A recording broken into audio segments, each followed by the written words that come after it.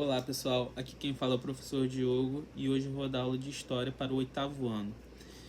E o tema dessa unidade é Inglaterra nos séculos 17 a 19. Aí você me pergunta, professor, por que eu estou estudando a história da Inglaterra no século 17 a 19? Porque, pessoal, nós estamos adentrando a Revolução Industrial. E o berço da Revolução Industrial, onde tudo começou, foi na Inglaterra, por conta de uma seção de uma classe muito importante, né, que vai dar toda a característica política, social e econômica que nós temos hoje, que essa classe social que emerge nesse momento na Inglaterra e daqui a pouco no mundo todo vai ser a burguesia. A burguesia na Idade Média, ela fazia parte do terceiro estado, né? Que era a classe mais baixa, junto com os camponeses. Eles não tinham poderes políticos, né? Eles eram comerciantes, produtores. Eles não tinham poder político, mas eles eram que produziam a economia daquela região. E o segundo estado é a nobreza, e na Idade Média o primeiro estado era a igreja, né? Então, na Idade Média, a igreja controlava todos e o rei controlava seu feudo, né? Na época do feudalismo. Já a Inglaterra ela vai modificar todo esse sistema. E a gente vai acabar entrando no sistema que hoje, até hoje nós conhecemos, que é o capitalismo. E a Revolução Industrial, ela transforma totalmente o nosso modo de produzir, né? Por exemplo, se vamos pegar lá na Idade Média, o ser humano, o homem, o trabalho para o ser humano era uma relação muito próxima, era um mediador da relação com a natureza. O trabalho era um mediador da relação do homem com a natureza. O ser humano era muito mais próximo à natureza. Um exemplo. Vamos pegar Vamos pensar. Vamos lá, um carpinteiro. O carpinteiro, para fazer o seu trabalho de carpintaria, ele ia lá, pegava sua madeira, ou tinha um lenhador que cortava madeira, ou ele mesmo ia lá, pegava sua madeira, cortava ela, transformava a sua madeira, esculpia a sua madeira, pregava a madeira e, dando formato, virava uma cadeira, que é o produto final. O produto inicial era a madeira, que se transformou e virou um outro produto, que é a cadeira. Já na Revolução Industrial isso muda completamente. Vamos analisar aqui uma imagem de um filme muito importante chamado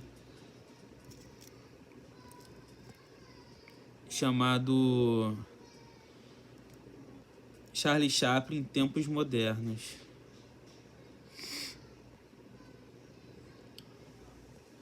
Vamos botar na página aqui, né?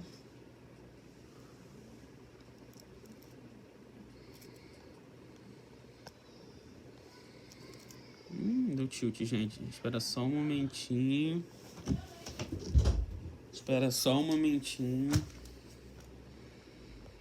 Deu ruim.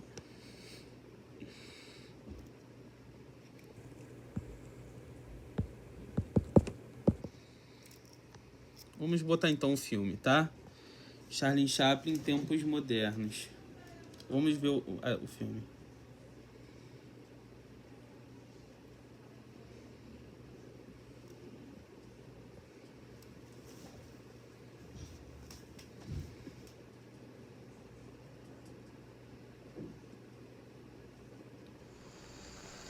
Espera só um minutinho que eu vou sair. Section 5, give it the limit.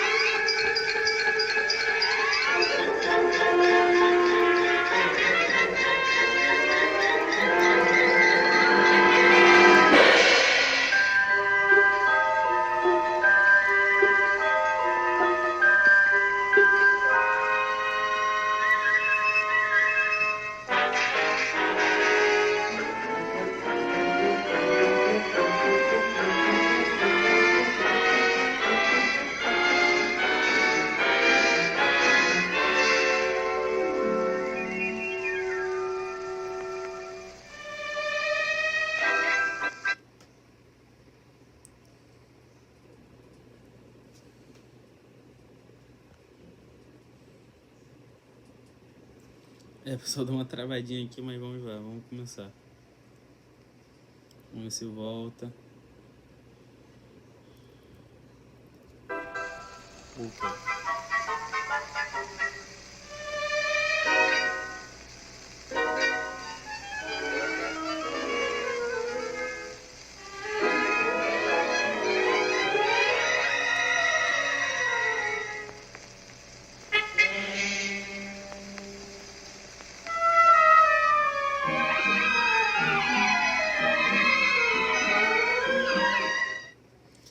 Então, voltando, pessoal, esse filme, Tempos Modernos, pegamos um trechinho, né? Vocês podem ver o filme completo.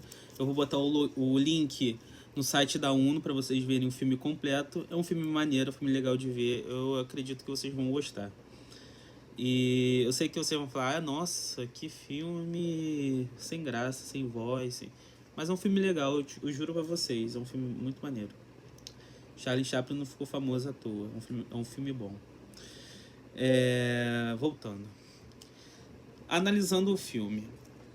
Se analisarmos esse trecho, nós percebemos que o Charlie Chaplin, que é o personagem principal, né, o icônico personagem, ele é responsável por apertar parafusos. Ele fica lá apertando parafusos inúmeras vezes. E a esteira vai passando e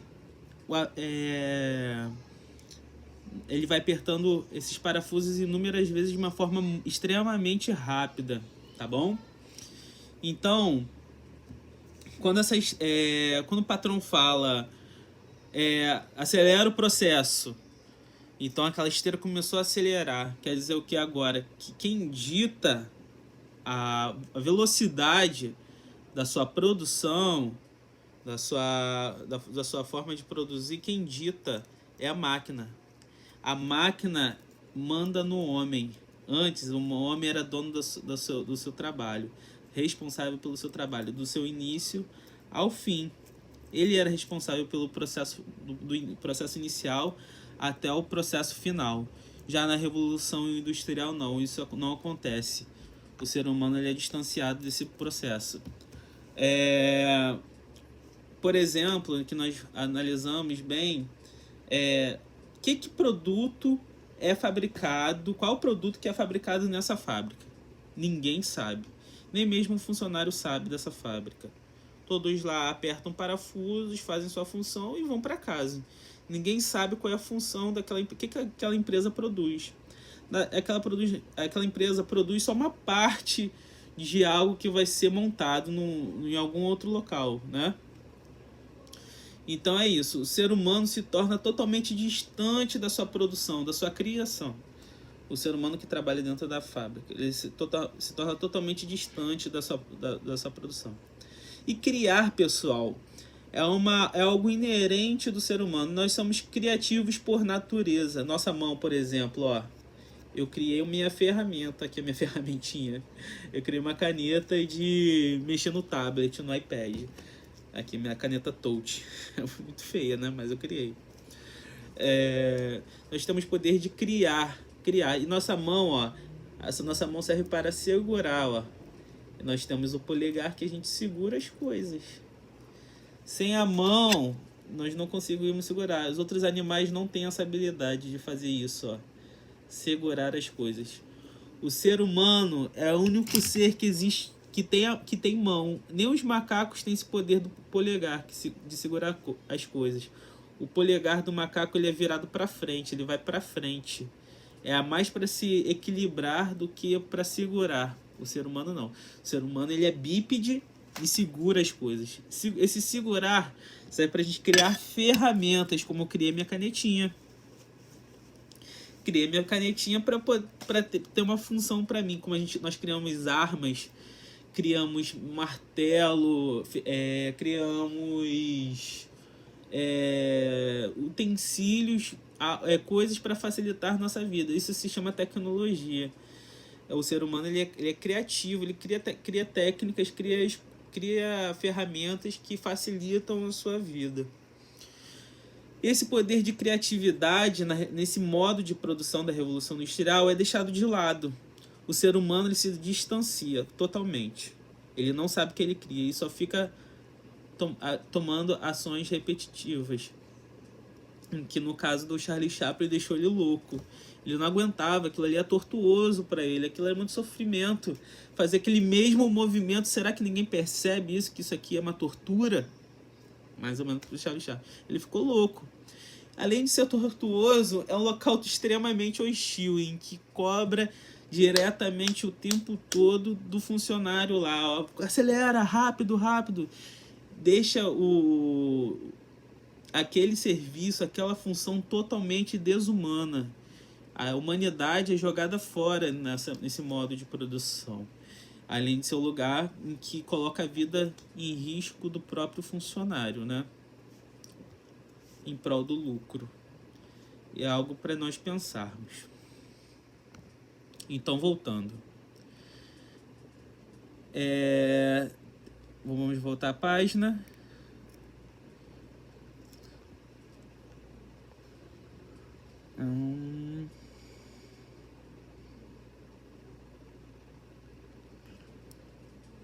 Não sei o que aconteceu na página, pessoal, mas é isso aí. E apareceram umas perguntinhas. Então é isso aí. Na próxima aula a gente vai começar com outro tema, as revoluções políticas e sociais do século XVII. Aí você me pergunta, professor, por que a gente vai começar com revoluções políticas e sociais do século XVII? Se a gente falou de algo tão moderno, é porque o processo de revolução industrial não se acontece do dia para a noite, né? Ela parte de um processo de ascensão de uma classe social, que é a burguesia. E a história da Inglaterra, ela explica muito bem o que está acontecendo no mundo nesse momento, e que vai dar toda a característica no mundo atual de hoje em dia, né? Como a máquina agora dita a nossa forma de produzir, a nossa forma de pensar, né? E ele coloca essa palavra como a ditadura das máquinas, as máquinas que mandam no mundo agora. Um exemplo bem característico no nosso tempo, nossa época atual, é o Facebook, ou poderíamos dizer o Instagram. Lá tem algoritmos, né, que são calculados o tempo todo, colocando imagens que nós queremos ver, que nós queremos, e conduzindo nossa forma de pensar, né? Então é isso, pessoal. Essa aula de hoje, espero que vocês tenham gostado. Fiquem com Deus, tá? E espero que tudo isso um dia acabe, tá? Um beijão, tchau, tchau.